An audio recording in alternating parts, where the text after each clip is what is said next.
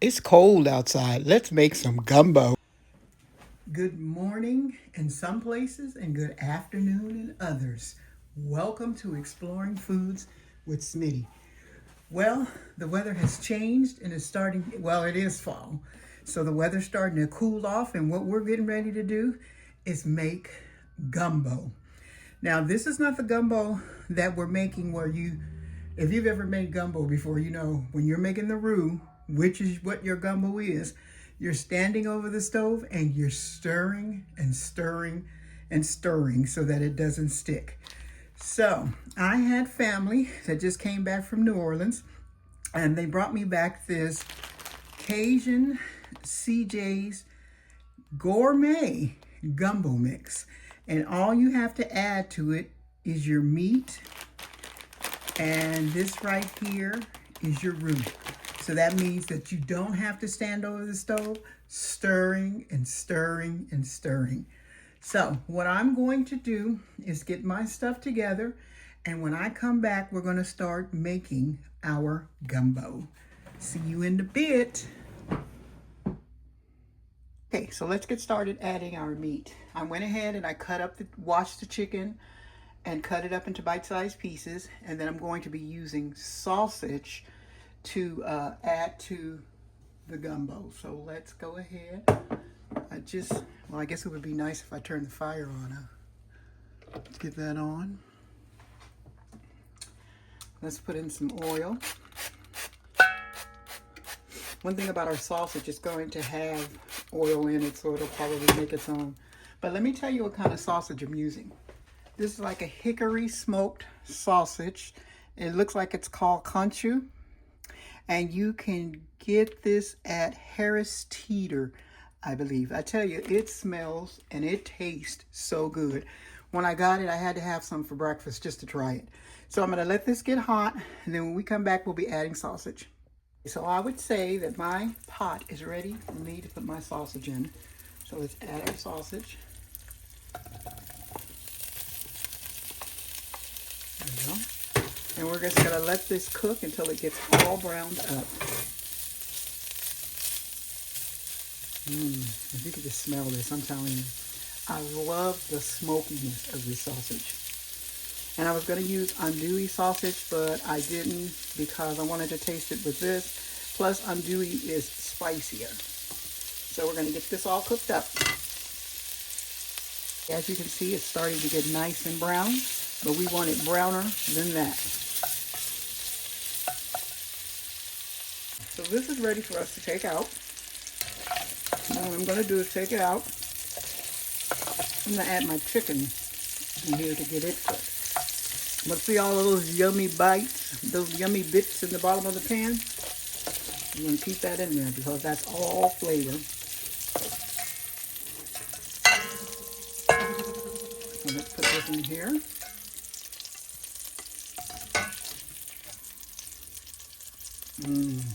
Smells so delicious.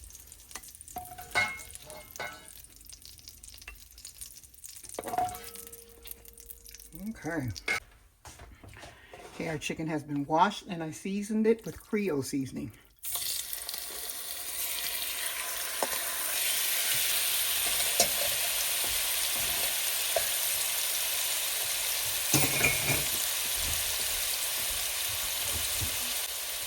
So I'm adding in some onions and bell peppers. They didn't tell me to do this, but since when did I do what the recipe tells me to do? Put that in there. I have these frozen in the freezer. Usually when I make something, I go ahead and cut up the whole pepper and stuff, and I'll put it in the freezer so when I need it. Okay. And just give this a nice stir. And what we're going to do is let this cook until it's, ooh, it smells so delicious. Let this cook until it's nice and done. Okay, as you can see, our chicken is about there. I'm just giving it a stir. And you can use whatever parts of the chicken you like. I prefer using the thighs because they don't tend to dry out as fast as the breast would. So, to get this finished, let it cook a little bit more. And then we're going to get our other things in. And if there's sausage missing out of the gumbo, that's because I've been snacking on it. Because it's so good. Okay, so it's time for me to take the chicken out, and it smells really, really delicious. And a lot of people do their chicken different ways. You can cook it this way, like I said, or some people bake it in the oven. Check it out. And it's going to get a chance to get all that gumbo juiciness.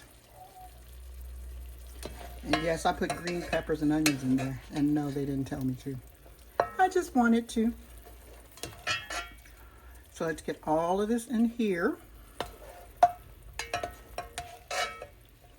And we'll get ready to add our roux. Which I'm happy that we don't have to stand here and stir. Usually you're stirring a roux for at least 30 minutes to make sure that it doesn't burn and to make sure that it's just right. Because if you burn it, let's say you have to start all over again. So let's go to our next. So it says to add 2 quarts of water, which is 8 cups. And I'm not going to take this yumminess out of here because that's going to add to the flavor, believe it or not. So let's go ahead and put in our water.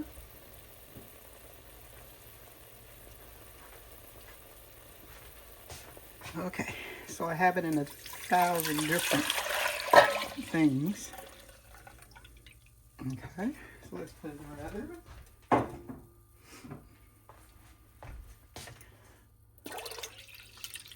There we go. Okay, so what I'm going to do now is to add my roux mix. So I'm going to put it in here and give it a good stir because we want it to mix really well.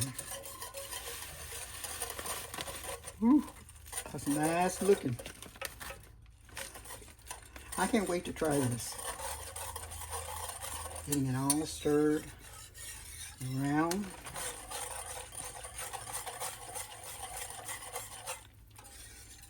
Even this smells good. I can hardly wait.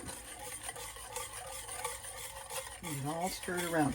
So what I'm going to do is I'm going to add back in my sausage that I've been snacking on and my chicken. And I'm going to let this boil for 40 minutes. Let's put in our chicken. We got that all mixed in.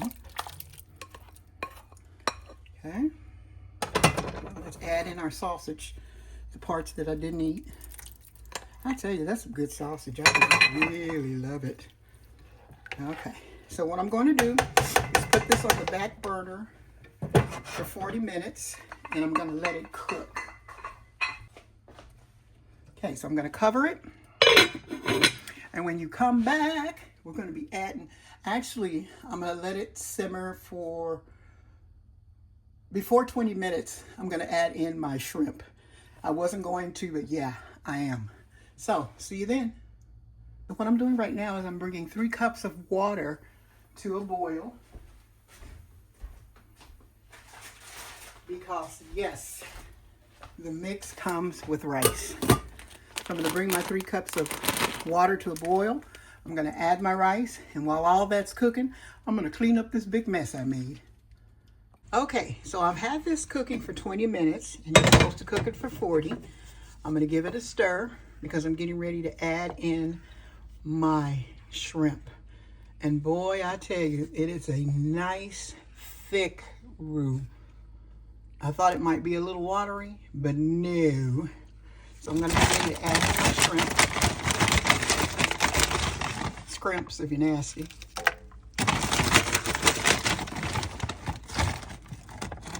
And I'm just putting them in. The frozen shrimp, they're not fresh. But that works just as well. Okay, so what I'm going to do is cover this back up and let it finish cooking. Okay, let's give a check on our gumbo. Let's see what we got. Remember, we added shrimp. Looks like everything is about ready to go. So, what I'm going to do is meet you at the table. Okay, so here's our gumbo. We are going to sit down and we're going to try it out.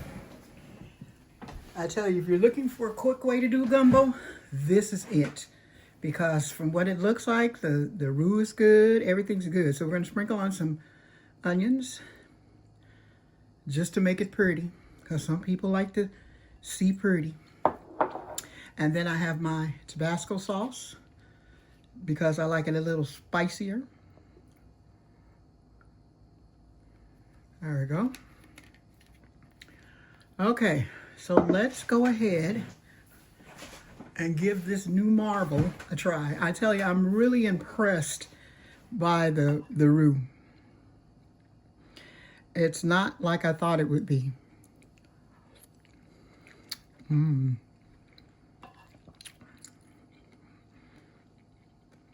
It's very delicious.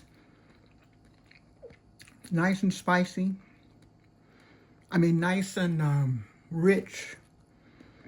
And it's spicy because I put Tabasco sauce on there, but even before that, it has like a nice hint of spice. It's not overpowering. And the sausages that are in there, I have to say, next to andouille, these are the best.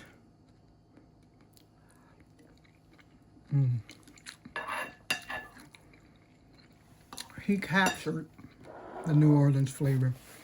It is absolutely delicious. So if you want to make gumbo and you don't want to go through the problem of standing over the stove, stirring and stirring and stirring, or if you're just making a small pot, because usually when I make gumbo, I make the great big pots. And this is just enough for you to serve, you know, for dinner with your family. So here, this is the information where you can get a hold of them. Maybe they'll ship it to you. And it's really good. I'm enjoying it. So, thank you for exploring foods with Smitty. Thank you for joining me on this edition of Gumbo. I love me some gumbo. So, if you need any more information about this, hit me up in the comment sections. See you later.